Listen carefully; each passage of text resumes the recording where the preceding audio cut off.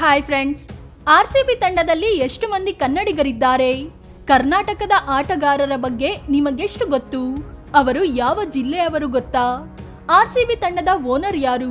RCB brand value ಎಷ್ಟು ಕೋಟಿ ಇದೆ? ಕಪ್ ಗೆದ್ದ ಲೇಡಿ ಆರ್ಸಿಬಿ ಟೀಮ್ ಬಗ್ಗೆ ಗೊತ್ತಾ? ಎಲ್ಲವನ್ನ ಈ ವಿಡಿಯೋದಲ್ಲಿ ಡೀಟೇಲ್ ಆಗಿ ಹೇಳ್ತೀವಿ. ಅದಕ್ಕೂ ಮುನ್ನ ನೀವಿನ್ನೂ ನಮ್ಮ ಚಾನಲ್ಗೆ ಸಬ್ಸ್ಕ್ರೈಬ್ ಆಗಿಲ್ಲ ಅಂದ್ರೆ ಈ ಕೂಡಲೇ ಆಗಿ ಪಕ್ಕದ ಬೆಲ್ ಐಕಾನ್ ಮೇಲೆ ಕ್ಲಿಕ್ ಮಾಡಿ. ದೇವದತ್ ಪಡಿಕ್ಕಲ್ ಕೇರಳದ ಎಡಪ್ಪಲ್ನಲ್ಲಿ ಜನಿಸಿದ ಇವರು ನಂತರದಲ್ಲಿ ಬೆಂಗಳೂರು ಕಡೆ ಬಂದು ನೆಲೆಸಿದ್ರು. ಕ್ರಿಕೆಟ್ ಕರಿಯರ್ ಶುರು ಮಾಡಿದ್ದು ಕೂಡ ಬೆಂಗಳೂರಿನಲ್ಲೇ. ಈ IPLನಲ್ಲಿ ದೇವದತ್ ಪಡಿಕ್ಕಲ್ ರಾಯಲ್ ಚಾಲೆಂಜರ್ಸ್ ಬೆಂಗಳೂರು ತಂಡದಲ್ಲಿ ಆಡಿದ್ದು ಅದಕ್ಕಾಗಿ 2 ಕೋಟಿ ರೂಪಾಯಿ ತಗೊಂಡಿದ್ದಾರೆ. ಆದ್ರೆ ಇಂಜುರಿ ಆದ ಕಾರಣ ಇವರು ಈ IPL ಸೀಸನ್ ನಿಂದಲೇ ಹೊರಹೋದ್ರು. ಇವರು ಲೆಫ್ಟ್ ಹ್ಯಾಂಡ್ ಬ್ಯಾಟರ್ ಆಗಿದ್ದು ಆಫ್ ಸ್ಪಿನ್ ಬೌಲಿಂಗ್ ಕೂಡ ಮಾಡ್ತಾರೆ. 25 ವರ್ಷ ವಯಸ್ಸಾಗಿರೋ ಇವರು ಟೀಮ್ ಇಂಡಿಯಾದಲ್ಲೂ ಆಡಿದ ಅನುಭವ ಹೊಂದಿದ್ದಾರೆ. ಇನ್ನು ಈ ಹಿಂದೆ Rajasthan Royals, Lucknow super joints ನಲ್ಲೂ ಆಡಿದ್ದಾರೆ.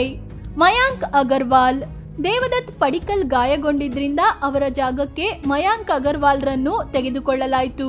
ಇವರು ಹುಟ್ಟಿದ್ದು ಬೆಳೆದಿದ್ದೆಲ್ಲ ಬೆಂಗಳೂರಿನಲ್ಲೇ. ರೈಟ್ ಹ್ಯಾಂಡ್ ಬ್ಯಾಟ್ಸ್ಮನ್ ಆಗಿದ್ದು ಟೀಮ್ ಇಂಡಿಯಾದಲ್ಲಿ ಆಡಿದ ಅನುಭವ ಹೊಂದಿದ್ದಾರೆ.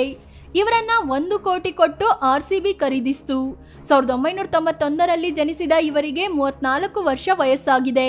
ಈ ಹಿಂದೆ Delhi Daredevils, Rising Pune Super Giants, Punjab Kings ಮತ್ತು ಸನ್ ರೈಸರ್ಸ್ ಹೈದರಾಬಾದ್ ತಂಡದಲ್ಲಿ ಆಡಿದ ಅನುಭವ ಹೊಂದಿದ್ದಾರೆ. ಮನೋಜ್ ಭಾಂಡಗೆ ಕನ್ನಡಿಗ ಮನೋಜ್ ಭಾಂಡಗೆ ರಾಯಚೂರು ಮೂಲದವರು. ಸದ್ಯ RCBಯಲ್ಲಿ ಆಡ್ತಿರೋ ಇವರನ್ನ ತಂಡ 30 ಲಕ್ಷಕ್ಕೆ ಖರೀದಿಸಿತ್ತು. ಆಲ್ರೌಂಡರ್ ಆಗಿರೋ ಇವರು ಲೆಫ್ಟ್ ಹ್ಯಾಂಡ್ ಬ್ಯಾಟಿಂಗ್ ಜೊತೆಗೆ ಮೀಡಿಯಂ ಫಾಸ್ಟ್ ಬೌಲರ್ ಕೂಡ ಆಗಿದ್ದಾರೆ. 26 ವರ್ಷ ವಯಸ್ಸಾಗಿರೋ ಮನೋಜ್ 2018ರಿಂದ ರಣಜಿಯಲ್ಲಿ ಕರ್ನಾಟಕ ತಂಡದ ಪರವಾಗಿ ಆಡ್ತಿದ್ದಾರೆ. ತಂಡದಲ್ಲಿ ತಮ್ಮ ಟ್ಯಾಲೆಂಟ್ ಪ್ರದರ್ಶನಕ್ಕೆ ಇನ್ನೂ ಸರಿಯಾದ ಅವಕಾಶ ಸಿಕ್ಕಿಲ್ಲ. RCB ತಂಡದ ಓನರ್ ಯಾರು? IPL ಶುರುವಾದಾಗ ಅಂದ್ರೆ 2008ರಲ್ಲಿ ಈ ತಂಡವನ್ನ ಖರೀದಿಸಿದ್ದು ಇದೇ ಮಲ್ಯ. 2016ರವರೆಗೂ ವಿಜಯ್ ಮಲ್ಯ RCB ತಂಡದ ಮಾಲೀಕರಾಗಿದ್ರು. ಆಗ ಇವರು ಕಿಂಗ್ ಫಿಶರ್ ಮತ್ತು ಯುನೈಟೆಡ್ ಸ್ಪಿರಿಟ್ಸ್ ನ ಚೇರ್ಮನ್ ಆಗಿದ್ರು. ರಾಯಲ್ ಚಾಲೆಂಜ್ ಅನ್ನೋದು ವಿಸ್ಕಿಯ ಹೆಸರು. ಅದೇ ಹೆಸರನ್ನ ಟೀಮ್ಗೆ ಇಟ್ಟು ಬೆಂಗಳೂರು ಅಂತ ಸೇರಿಸಿ ದೊಡ್ಡ ಮಟ್ಟದಲ್ಲಿ ಬ್ರ್ಯಾಂಡ್ ಮಾಡಿದ್ದು ಕೂಡ ಇದೇ ವಿಜಯ್ ಮಲ್ಯ. ಆದ್ರೆ ವಿವಿಧ ಬ್ಯಾಂಕ್ಗಳಲ್ಲಿ 9,000 ಕೋಟಿಗೂ ಅಧಿಕ ಸಾಲ ಮಾಡಿದ್ದ ವಿಜಯ್ ಮಲ್ಯ 2016ರಲ್ಲಿ ದೇಶ ಬಿಟ್ಟು ಓಡೋಗ್ಬಿಟ್ರು.